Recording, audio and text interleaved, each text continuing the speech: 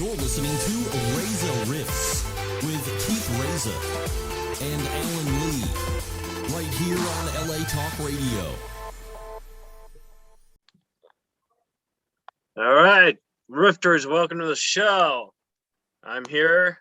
Victor Pacheco's here. Victor, how are you? Yeah, I'm doing great. How you doing, Keith Rooney? Doing good. We got to jump right into it because our guest is here. You've seen him on Strange Brew, SCTV, and my favorite movie, Rat Race. The great Dave Thomas is with us via Zoom.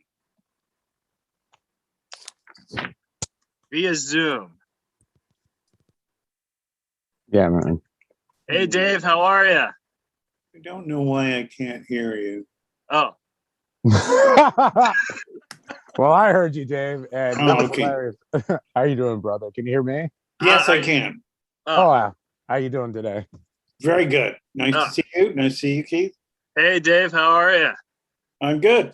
Oh, excellent. So now you can hear me. All right, cool. Yes. Dave, this is the trusty sidekick, Victor. Victor. Hey, Dave. Great to meet you, brother. Pleasure. Pleasure's all mine. Thank you. So, Dave, thank you so much for doing Reza Riffs. It really means a lot to me. I think that I wanted to ask you, like, do you think Zoom interviews are better now, like with the whole pandemic, or do you think like it's just easier? Because like usually you go to a station or something, or you know what I mean? It's easier.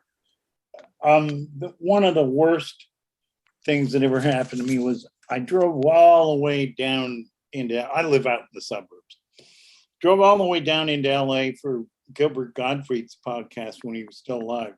Mm-hmm. And when I got there, they said, "Oh, sorry, I waited half an hour too before I found this out.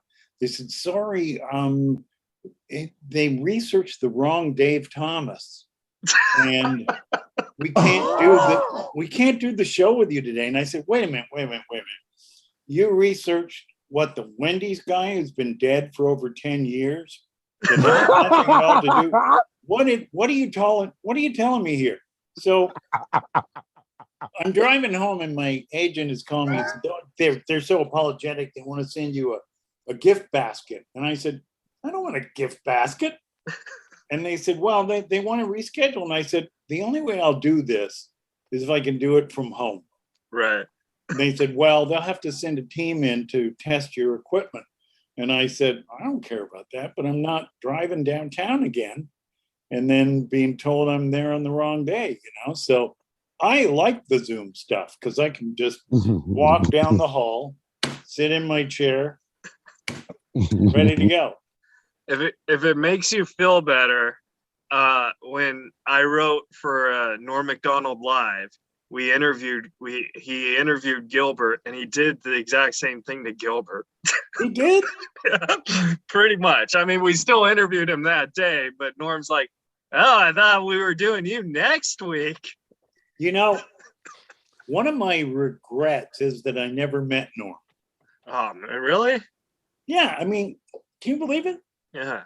We're both Canadian. We know probably we're Venn diagrams overlapping, like with so many people that we knew as mutual acquaintances. But I never met Norm. Wow. I was a huge fan too. He was a huge fan of yours because we were talking about Bob Hope, and he would always be like, "Oh, Dave Thomas does the best impression of Bob Hope that I've ever seen." And that to me is a compliment because I heard Norm talking on a Canadian interview about Alec Baldwin's Trump. Yeah. And he said, "I don't like that. I don't like his Trump." And they said, "Well, why?" And he said, "Because I think you have to like the guy a little bit if you're going to impersonate him." That's probably true, yeah. And I immediately connected to that. And that is absolutely true. If you're going to get in the guy's head and do like a really solid impression, you have to like the guy. You have to have some point of connection, Yeah, like you have to. Yeah, that actually does make sense because I think when you do impressions, like I don't I'm not an impression comic, but I would assume if you do them, you would have to get some, research and, so you'd have to like them a little bit just to, you know what I mean? Follow it up. Yeah. And it's not just research. It's, if I got to the point where I could improvise as Bob Hope. Yeah. And it was because I knew him so well from following his career and then later on from meeting him and spending time with him, that I could kind of get in there and kind of do it because I connected,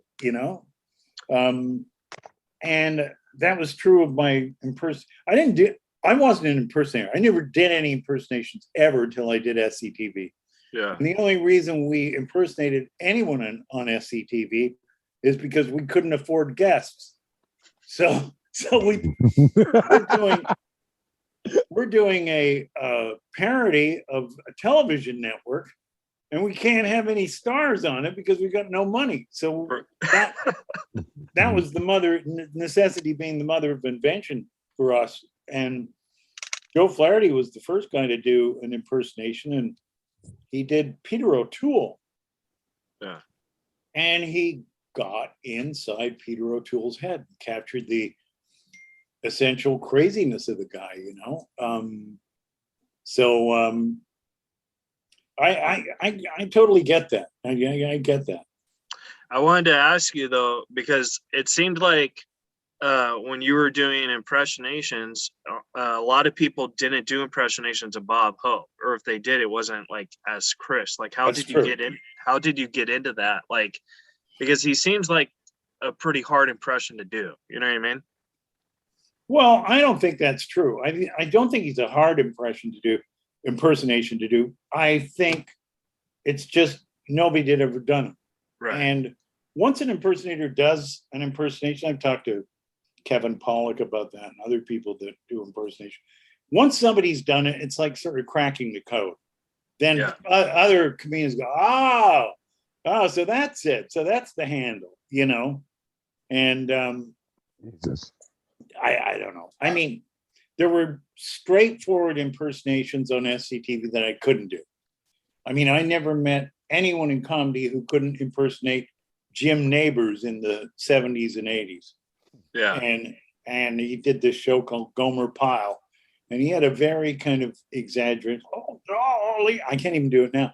But Rick Moranis wrote this piece, a Merv Griffin show parody, and one of the things was I had to do, we would get assigned this, you become utility players really fast on a show like that when you got to do sketches, multiple sketches every day.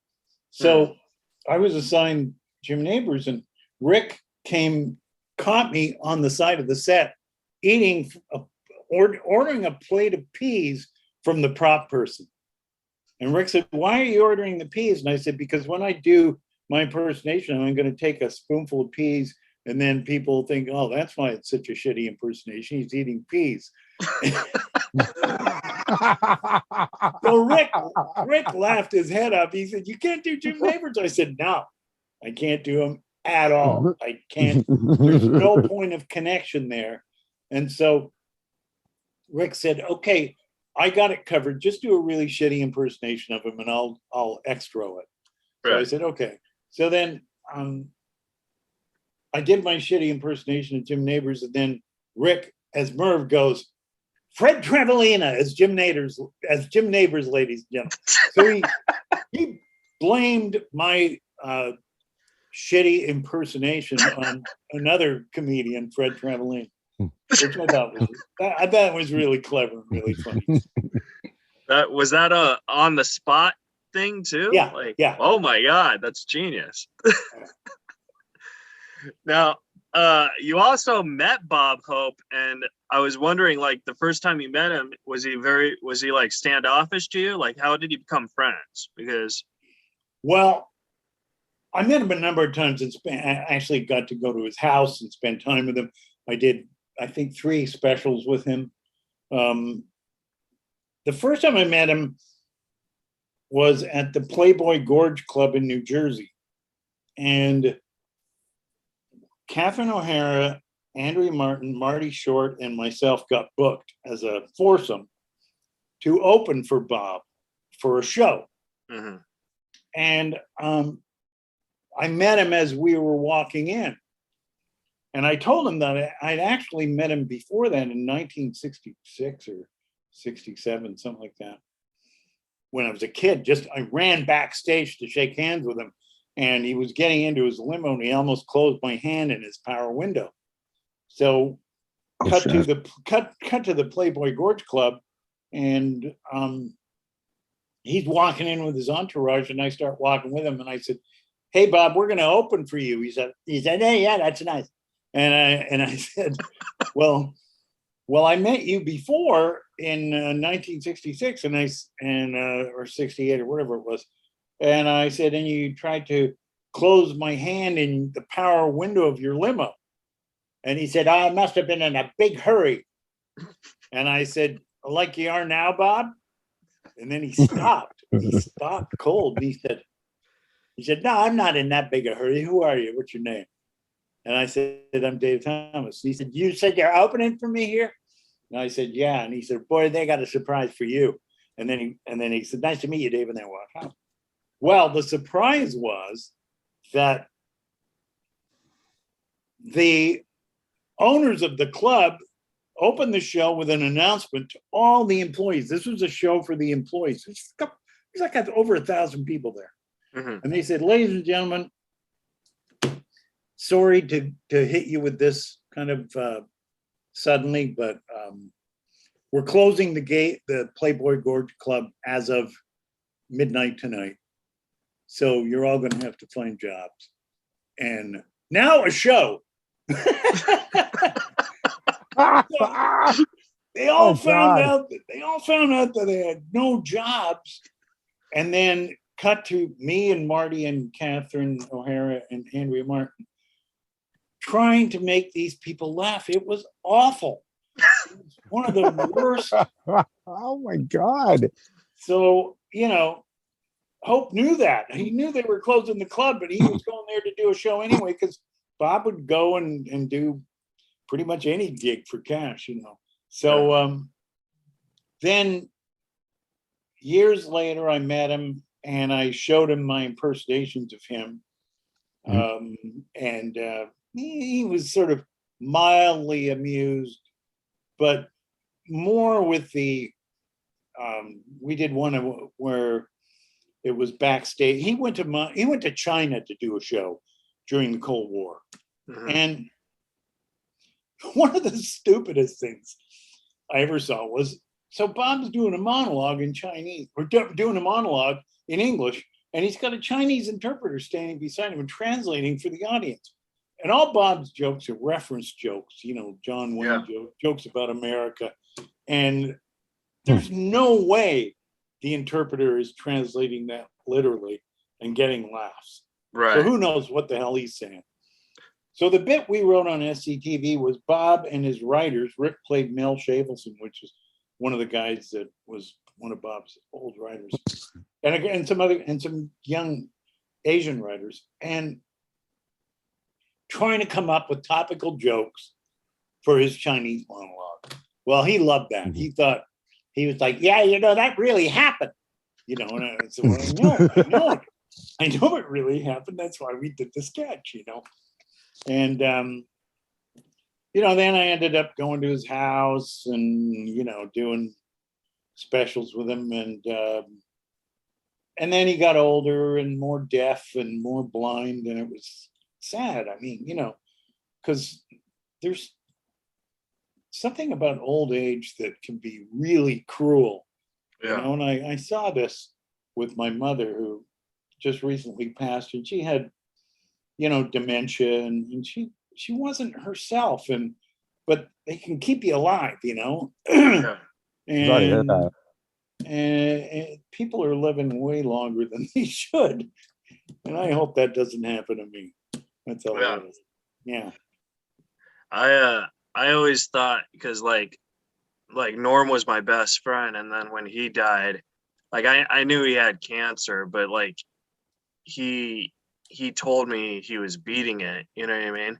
And Yeah. like I saw signs of him being healthy, and then like the last 2 months I saw signs of him not being healthy. So it was a very, I don't know a lot about cancer. I know there's so many different forms, but it was a very confusing time for me when he passed, because literally 2 months before he passed, he was getting back to how he looked, you know? Yeah. So I just, That must have been tough. I didn't know you were that close to him. yeah, I toured with him. I wrote on his show. Wow. Yeah. So he was like my dad in a way, because like it wasn't a friend relationship. It was more like a advice mentoring ship, you know? Yeah. So, Well, but yeah, what a great guy to get advice from. yeah. And Martin Short was busy, so I went with Norm.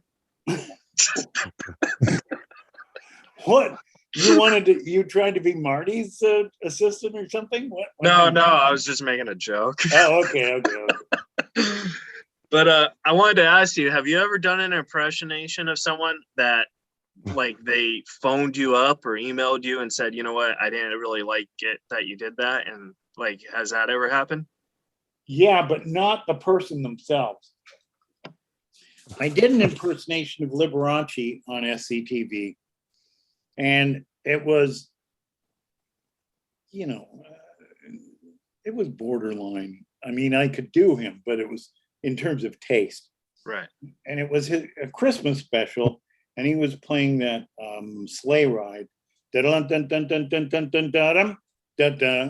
a whip crack in that. And so as I'm playing the piano on the whip crack, it widens back, and there's a muscle man in a cut-off sleeve Santa suit whipping me on the back with a whip.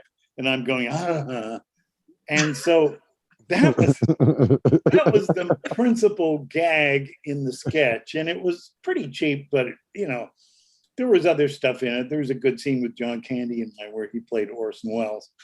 And anyway, cut to years later, I get a call from, is it Seymour Heller, his agent? And he's furious. Right. And apparently they were going to be doing this was after Liberace had died. They were going to do a TV movie about his life. And so they were getting casting ideas. And CAA, who represented me at the time, just sent that sketch to him as my audition piece without even asking me. I didn't even want to do it, And would you want to do the movie anyway? Hell no, no interest at all. And so then I'm getting a call from his manager, enraged about this piece, and demanded that we take it off the air. And this is like, I don't know, 20 years after we did it. And I said to him, it's a little late to be giving me this call. That aired 20 years ago, and it's been in reruns in perpetuity, Yeah. And I said, and then the other part of it is, I don't want to do this movie. I didn't send this tape because I was auditioning. This is something my agent did. You should be screaming at him, not at me. Yeah. And then you say, by the way, I fired the agent. No, I didn't say that. I did ultimately, but for other reasons. No, but just throw the guy off. Yeah. But and then I met Richard Harris, and Richard Harris didn't like my impersonation of him, and it wasn't particularly flattering. And the reason for it is he did this song years ago called Macarthur Park, which is written by Jim Webb. And it was a really stupid song. Right. But the idea that a non-singer like Richard Harris would sing it was hold on. I'm just getting like ding, ding, ding, ding, oh, ding. No, it's fine if you messages on my It's all good. I thought it was Keith. Yeah. No, that's I was me. like, Keith, turn it off, dude. You're being disrespectful, but I'm not like saying anything. No, if it's you, that's not disrespectful. You're the guest, so that's cool. Hold on a sec. No, we're good. Keith, I swear to Thought it God, was Keith. I swear to God, I really thought it was Keith. Because I thought he was just fucking with us because sometimes Keith plays practical jokes and like he just gets you going. And I just thought he was fucking with us right now. So yeah, I was just like, don't say anything. Don't acknowledge it. Maybe they don't hear it. Maybe I'm just Okay, so anyway, I met Richard Harris in Toronto, and somebody introduced me to him at the Toronto Film Festival. And I'd done this impersonation of him doing his Macarthur Park song. And there's a high note in the middle of it, where someone left the cake out in the rain and it took so long to bake it. Like stupid lyrics. Right. And I didn't think I'd make it. And never have that recipe again. Oh no! Oh no! A really high note there. And everyone in the show business knew that Richard didn't do that note. Right. That he didn't sing it. He didn't have a falsetto, and his voice wouldn't go up that high. So in my impersonation, I had a woman sitting in a chair reading a book, a novel. And when it got to the high note, she just stood up and leaned into the mic and did the high note and then sat back down. Right. And then I took applause for it as Richard Harris. And then the other thing was there's a long bridge in that song, an instrumental bridge. And I always thought, if he ever did this show live and they did that bridge, what the hell would he do during that bridge? So I just did a really stupid dance during that bridge as Richard Harris. Yeah. Cut to Toronto years later, and somebody says, "Oh, Dave, this is Richard Harris. Richard, this is Dave Thomas. He did an impersonation of you on SCTV." And he was like, I never saw that. I never saw that impersonation, but I heard about it. And then he's like, just kind of gently pushing me on the shoulder. Right. And he just keeps pushing me, while he's talking to me. And it's like, what is this? Am I now supposed to get into a fist fight with this famous Irish bar brawler? And so I basically just said, okay, well, nice to meet you, sorry. And I kind of backed away. It was like, so sometimes it's good and sometimes it's not good, Yeah. But it's also in the form of comedy. I feel like people are either going to like it or they're not going to like it, and you can't change either way. You know what I mean? That's right. Yeah. So I wanted to ask you, because I watched this movie last night, which I thought was hysterical, but it was really hard to find. And I was wondering, white coats. So, because that was a really funny movie with a great comic team with Aykroyd, you, and Dave Foley. I was wondering, how did that come out, and how come it was so hard to find, basically? Well, first of all, it was supposed to be an improv movie. Mm-hmm. And then, it was a week or 2 weeks before we were supposed to start shooting, the financer said, we can't do the financing unless we have the script. And this is a Canadian government assistant, but they were one of the main financiers, Telefilm Canada. I was like, well, it's 2 weeks till we start shooting. It's kind of late to be telling me. So I had to write a script in a week. Yeah. That's very hard to do. It's really hard to do. And so, but it was still pretty loose and mostly improvised, even though I wrote this script for them. So, but the young cast in it, I thought was particularly good. I mean, if you saw the movie, Peter Oldring and Pat McKenna and not McKenna, Pat. Now I can't remember anybody's name. It's been a while, but the blonde guy with glasses, I thought was hysterical when he's telling people, "Oh, your friend died," and then they're like, "Oh no, it's the wrong family." He's like, yeah. That's Peter Oldring, and he's really funny, Yeah. So anyway, I put this young cast together, and we improvised for a week. Jesus, they just won't fucking stop. I don't know how to get this thing to turn off. Oh my God. I'm that gonna was fucking quit my hilarious. messenger. Ding, ding, ding, ding, Dave ding. Thomas is about to unfriend everybody. Sorry. Oh my God, that was so great.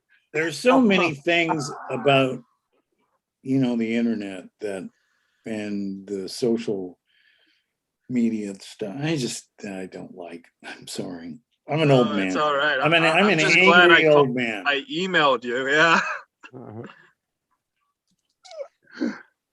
So anyway, yeah. So I'm. Did you like that movie? Did you think it was funny? Yeah, I thought it was really funny. Well, Dan Aykroyd's one of my favorites because I have Dan Aykroyd's disease. And, he's got it. Right. Yeah, and so I have that, and now it's actually called Asperger's syndrome, but now it's called Elon Musk disease because he has it now. Yeah. So Jesus Christ. That's one of my jokes in my stand-up, But the good part of it is it usually comes with being kind of smart. Yeah. Like you have are you left-handed? I'm right-handed. Okay. Yeah. Because I know Dan's left-handed, but Dan is one of my favorite comedians. I consider him probably one of the most brilliant comedy minds of our generation. My generation I'm talking about, and he just did amazing stuff, and he had just a really, really he brought something new to comedy. When somebody starts, like, invents a new style of comedy, the first time I ever saw him, he and his comedy partner, a woman named Valerie Bromfield, blew in from Ottawa. That's where they were from, and Kingston actually, but that's so close to Ottawa. And I watched them, and Danny was doing a style of comedy that I'd never seen before, and it was very, very heavily referenced, like blue collar workers. When Danny played a plumber, he didn't play a plumber just as a stupid guy, which is the way comedians prior to him had played them. It's like, oh, plumber's coming to your house. He's a dumb guy and he's going to charge you a lot of money. But Danny played him as somebody who was an expert at the difference between copper piping and plastic, and knew PCV valves, and knew all the kinds of connections and things. And he enriched his improvisation with the information that showed that in his area, this guy is actually really smart, Yeah. And he brought that when he would do a priest, he would use his background as going to a seminary, which he did do, and he researched the hell out of everything. Anyway, we ended up becoming good friends and writing stuff together. We wrote a UFO movie that would have got made if Spielberg hadn't been doing Close Encounters. But then we wrote Spies Like Us together. And when we started it, I remember I showed up at his bungalow on the Universal lot, and he had this steamer trunk full of books. And he said, "David, we got to read every one of these books before we put pen to paper." And I said, actual spy books? Books, no, reference books. Reference books. About Central Asia, the Soviet mobile launch missiles that the Americans actually knew about at that time, the effects of nuclear war, satellite technology, things like that, all stuff that he wanted to use in the movie. And I love that. I've always done that kind of writing myself, so it's like, if you research the shit out of things that you're writing, you make it resonate better with the audience, I think. Yeah, because definitely. Where the audience may not appreciate or connect with all the details, they connect with a general sense that, okay, that sounds real. There's like a kind of a thing. Oh yeah, I believe that could happen. And even when he did Ghostbusters, he was like such a fan of all the research that had been done in terms of the paranormal and things like that. That I remember seeing these. He had these Zener cards for ESP test that Harold Ramis was doing with somebody, and these are cards that have a triangle, a circle, a square. It's either 3 or 4 wavy lines and things like that. Well, I knew about these cards because these came from a guy named Dr. Carl Zener, who was a psychologist at Duke University, and my mother was his assistant. Oh, wow. When my dad was doing his PhD in philosophy at Duke, my mother was working in the psych lab. And I remember going over there and I met this guy, and he was friends with another guy who was a noted paranormal researcher. And they had started this kind of division of the psych department at Duke that was parapsychology.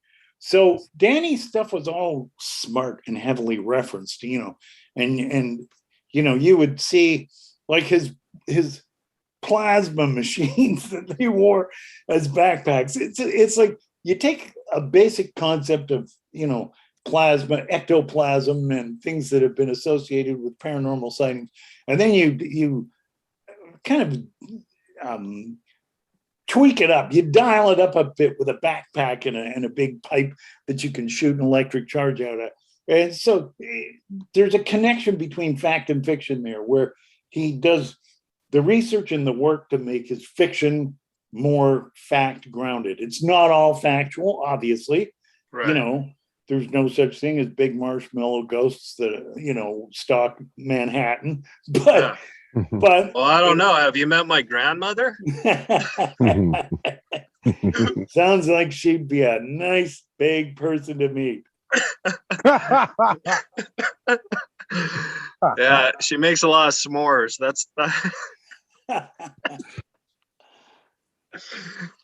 but I wanted to ask you about the Dave Thomas comedy show. Like, Sure. When you got that, it wasn't on very long, but it was brilliant. So like, I wanted to know, like, how was your thought process on creating that?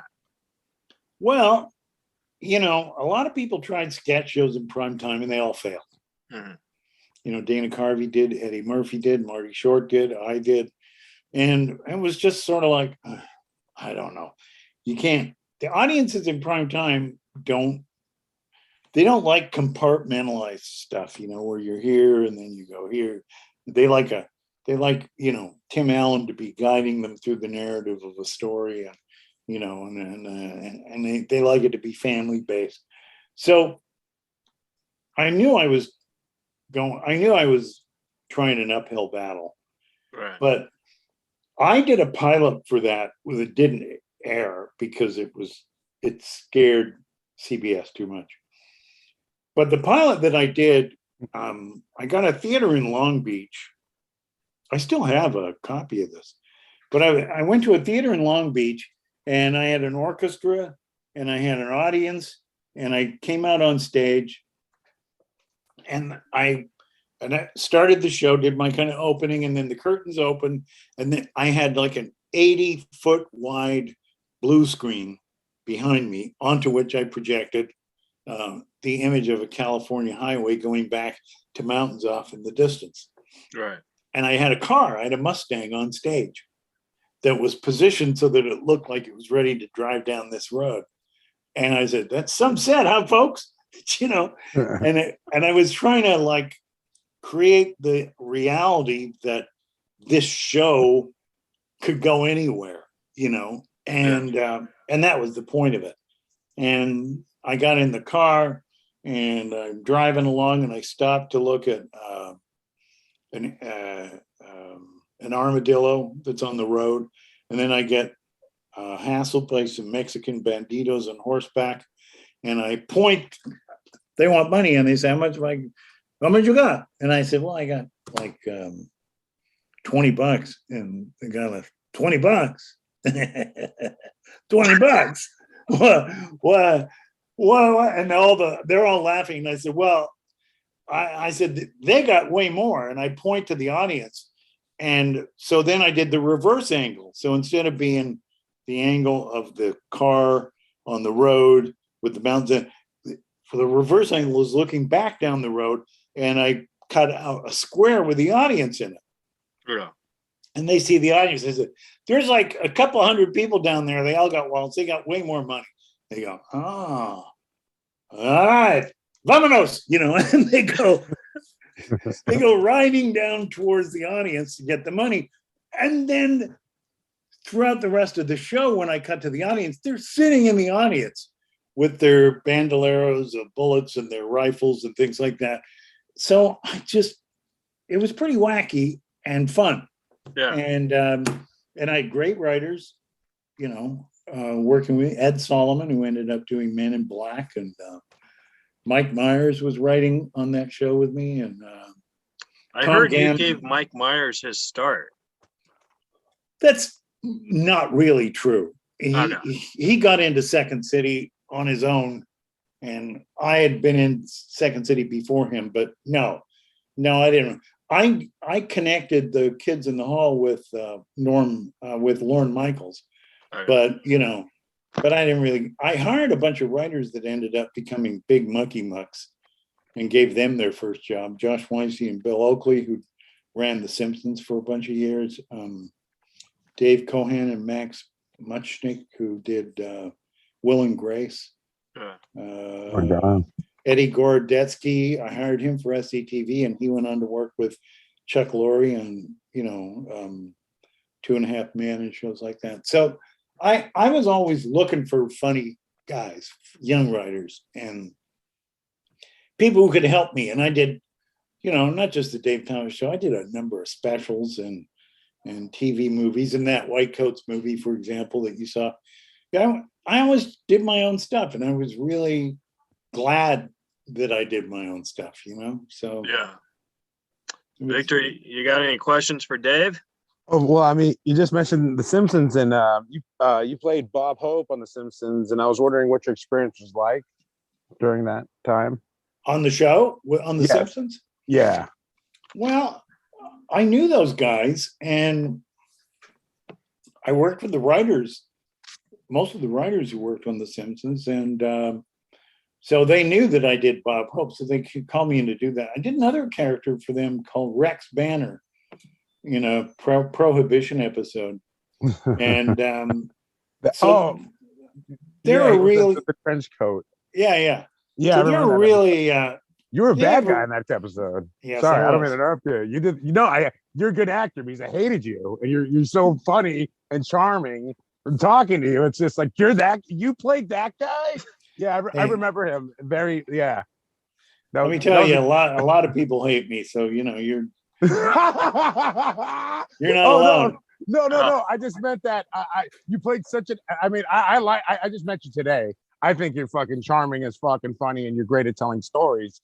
But I mean, like, I can't believe a nice guy like you could play that guy, because like that guy was not a likable guy, and you did that so well. And that is such a memorable episode. I really did love that episode a lot. Well, Victor, Dave is also an actor.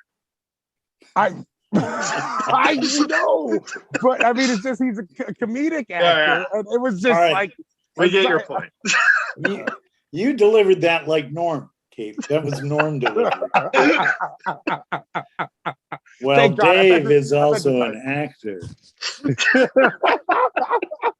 That's like one of Norm's famous comedy flips was in the bit that he did about Germany, which was, I don't know if any of you people are history buffs. Do you remember that joke? Yeah. He's like, the more I hear about Hitler, the more I don't like him. Yeah, I know. That's but just the idea that people were getting worried about North Korea is, I'm not worried about North Korea. The country I'm worried about is Germany. Now, I don't know if any of you people are history buffs, but back in the last century, they started a war, and they picked as their enemy the world. Do you remember that? Yeah. And of course you would. And that, just his delivery in the cadence, I'm a big fan of that guy. God, what a loss! Yeah, we were writing some really funny jokes during Zoom on the pandemic and stuff, and I figure they're too dark to tell right now, but if he was still alive, it would have been perfect. You know what I mean? Yeah, So absolutely. because it was either when we would write, it would either I would write the setup, he would write the punch, or he would write the setup and he would ask me for the punch, and then we would condragulate them together. You know what I mean? Does that work? Did you just make that word up? Contrabulate? Yeah. It's an Asperger word. It's sort of like contributing, of like contributing and collaborating. Contrabulate.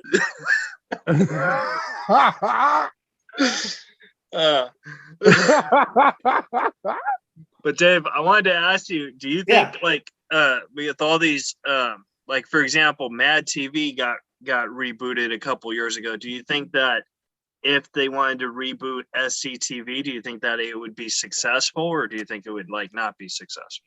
It depends on the people who are in it, right? I mean, that's always what makes a comedy show successful or not, I mean, you get somebody coming along like Bill Hader. If Bill Hader is going to be in it, it'll be great. You know what I mean? All you really need is one or two people to be the engines, and then the rest of the people can fill in the blanks and be the.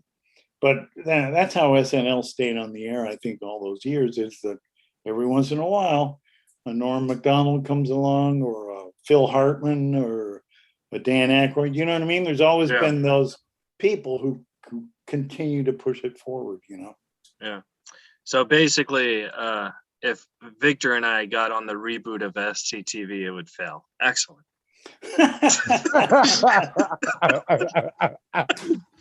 Jesus Christ, Keith. I don't know. Not if you confabulate it together. You might be able to. You might be able to make it work. When you did Rat Race, and when you had that hooker scene, which is the funniest, I think Rat Race is one of the most funniest comedies because it was old school comedy. You know what I mean? It was quick jokes in every scene. And I think that hooker scene was brilliant because there were so many jokes that I feel like I watch it with my family. They don't understand the jokes. You know what I mean? And I think maybe because I know comedy, it flows well. But the Pepto-Bismol jacuzzi, the sailor hats. I was wondering, did you write that, or was that written? Because that seems like something you improvised. It was improvised. And the Jerry Zucker was the director, and he said, okay, so we need now you to do a weird sex thing, but it can't be too sexual. Right. Because this is, this is for the kids. Yeah. Yeah. PG-13 or whatever it was. So he said, so it's got to seem like it's sexual, but it can't actually be sexual. Right. So that's what that challenge was, to come up with things that, jacuzzi with Pepto-Bismol and, I can't even remember what I said, but just, First we wear sailor hats, then we get naked, then we go in a jacuzzi with Pepto-Bismol, then I clip your toenails, and then you shave my buttocks. Right. So it's all sort of kinky, but okay that a kid could hear it and not run screaming out of the room. Right. Were you impressed that I knew that? I was very impressed, actually. But then that's my Dan Aykroyd disease. Yeah, that's that brilliant part of you that just remembers things like that, Yeah. He remembers everything. It's like, how do you remember that? That was such a that was 4 years ago. He remembers exact conversations verbatim. It's very scary. He'd make a great eyewitness for sure. Yeah, definitely. If you ever commit a crime and you need a witness, I could say you weren't there. Or I'm thinking of that right now. So he's a great guy. Every time I walk into a bank, I'm casing it. I would love to rob a bank. Yeah. Every time I walk into a bank, the bank teller says my account's outstanding, and I'm thinking, oh, thanks. I think this is an outstanding bank. Yeah, outstanding. Now, Dave, I have two more questions because I want to respect your time. my first question. I'm not in a rush, so take your time. Oh, okay. So my first question is Strange Brew. There was talks about making a sequel, and I was just wondering, were those just talks, or was that actually going to happen? We got that right to 3 days before principal photography. Okay. And then the financing fell apart. Nice timing, huh? Sets were built, cast was in, and 3 days before we were supposed to start shooting, all the financing went away. And I had personally, paid for pre-production. So I lost like, I don't know, almost $2 million. Holy Became my debt, and I had to pay back to Wells Fargo, because your account was outstanding then. It was outstanding. in the military Marine sense of the word. Outstanding, sir. Outstanding. But I wanted to ask you, because like I interviewed Paul Dooley. And you did? Yeah. I love Paul. I thought he was the greatest guy. And I wanted to know like what was because he's a character actor, you know what I mean? And then in that movie you had comedians, and then you actually had actual actors like Max Vaughn, and then you had a character actor. So I was wondering, like, how is the different styles directing that? Well, first of all, Paul Dooley is a comedian actor, but he's an actor. He can do anything. He can do anything. So I knew he would have no trouble being the sidekick with Max von Sydow. And,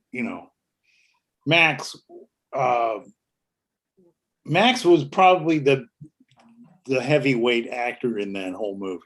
Right. He could act circles around everybody else. But he was just the nicest guy. And watching him with Paul Dooley, he had a bit that he had to do with Paul. Paul understood comic rhythms, and comic rhythms were in English were kind of something that Max had to learn. And there's this scene where Max squeezes Paul Dooley's head, and he says, I could crush your head, and I had been talking to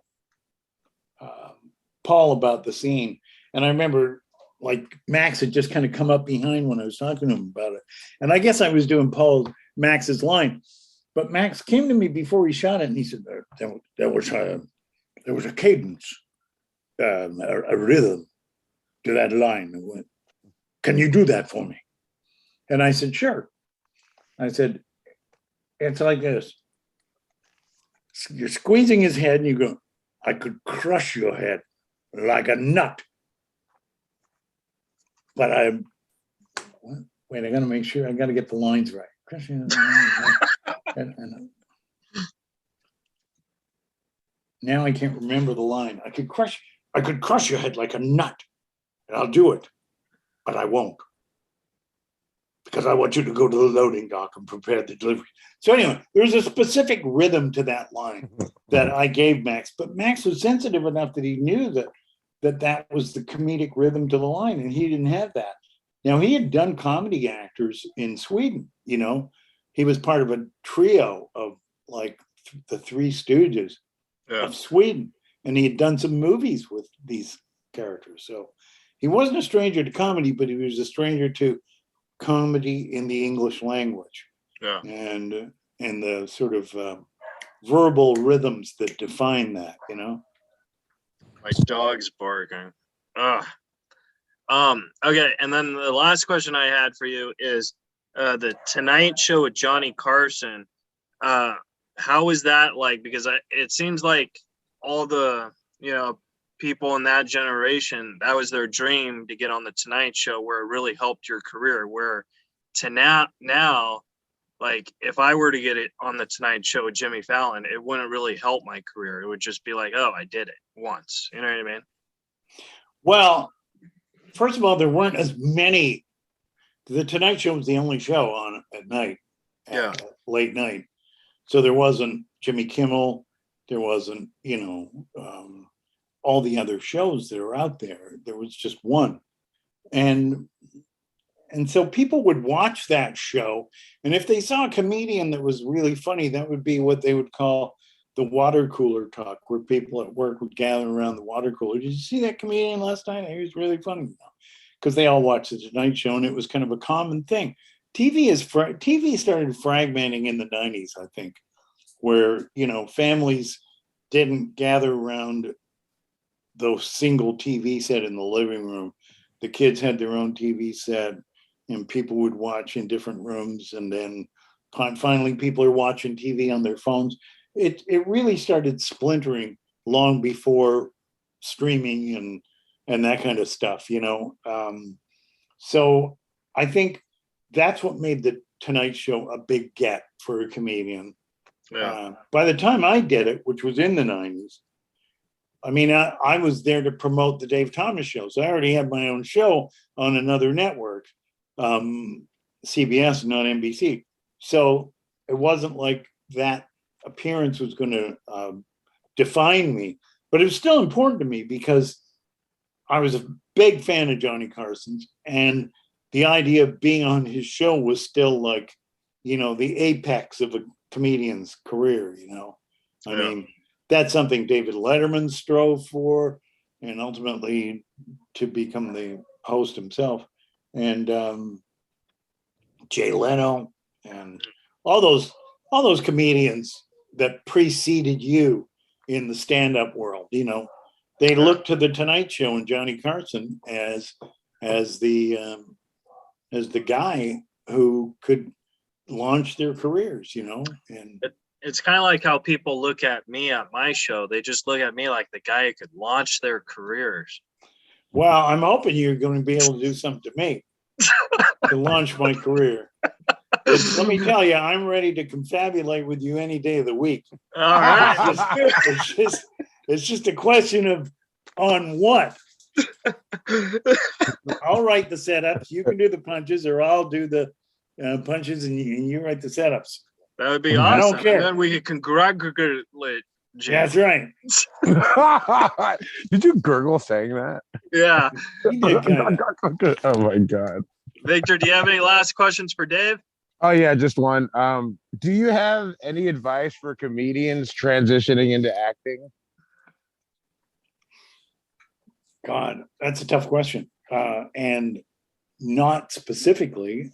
I will say that I do believe that good comedians make great actors. Because if you can connect with an audience and make them laugh, you can do the things that you need to do dramatically to connect with the audience and sell them the emotion that your character is trying to put across. So I would say that comedians have a leg up. They have an advantage when it comes to dramatic acting. And I know a lot of people who run drama shows who say, yeah, I'd hire a comedian any day of the week because I know they're probably better actors. So would you say that advice is like a catch-22 against like a dramatic actor trying to do comedy? Like, do you think that could happen? It usually doesn't. Yeah. You know, I mean, there are dramatic actors who just can't do comedy. And then there are dramatic actors who can do comedy. Here's an example. Have you seen that bit on with Ricky Gervais and Liam Neeson? No. Where Liam Neeson comes in and says, I'd like to do improv. And so Ricky, it's an improvised thing, but Liam Neeson is hysterically funny in that. Right. So that's an example of a dramatic actor being able to do comedy, but usually it doesn't work. Yeah. Usually dramatic actors can't just automatically do comedy. Whereas I think comedians can often automatically do drama. Right. Yeah. Well, Dave, where can the folks at home follow you so they could buzz you? On the Twitter? I don't want to be followed. Oh, okay. Don't follow. Just get on with your own lives and leave me alone. Well, Dave, thank you so much for chatting with us. It really meant a lot to us, man. Sure. You got it. And you know, Thank you. It was an honor. And if you're dead serious one day about congratulating, you got my number. Okay. All right. Bye, Dave. Yeah. Have a great day. Bye-bye, you too. All Thanks right. a lot. Good meeting you. Good All meeting right. you, man. And that was the interview with Dave Thomas. And like all our guests, right at that 45 minutes, they sign out. That's right, baby. Victor, All right. you got anything you want to plug for the folks at home? Yeah, check me out at HispanicTitanic.com. It's easy to find. I'm easy to spot, not because I have a big ego. I'm just big, and yeah, dude. Come out to my shows. I don't know when this is gonna air, so just come out to all my shows, and if yeah, dude, just support live stand-up comedy and go to Keith's shows. Yeah, go to my shows. Yeah. 'Cause I need the career boost. All right. Yeah. Guys. Actually, Yeah. book me on Cameo so you could get those Christmas presents in early. Subscribe, rate, and review to the show, and we'll see you guys next week. You're listening to Reza Riffs with Keith Reza and Alan Lee, right here on LA Talk Radio.